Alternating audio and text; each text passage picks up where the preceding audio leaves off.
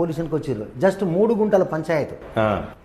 ఆ 3 గుంటల పంచాయతీ విని మా అప్పుడున్న ఏఎస్ఐ చెప్పాడు, సార్ వీళ్ళు గత 7-8 సంవత్సరాల నుంచి వస్తూనే ఉన్నారు సార్, ఎంతో మంది ఎస్ఐలు సిఐలు మారినరు, వీళ్ళు ఎవ్వరు వినరు సార్ అన్నాములు అంటే మొత్తం నేను ఎంక్వైరీ చేసిన 15 నిమిషాలలో.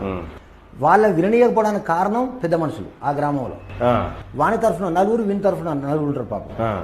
వాళ్ళు వింటాను, వీళ్ళు విననీయరు. ఎందుకంటే డిపాజిట్లు వీళ్ళ దగ్గరనే ఉంటాయి. పంచాయతీ కూర్చున్నప్పుడల్లా 10,000 రూపాయలు తాగుడు పెద్ద మనుషులు ఇదే పని నడుతా ఉన్నది.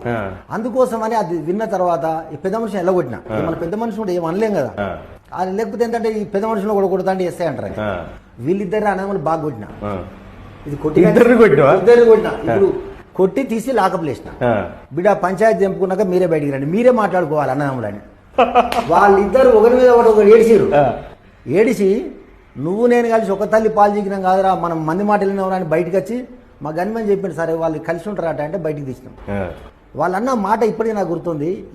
ఈ తన్నుడేదో 8 ఏళ్ల కింద అప్పుడున్న ఎస్ఐ అంతే, మాకు 10 లక్షలు మిగులు సార్ అన్నాడు.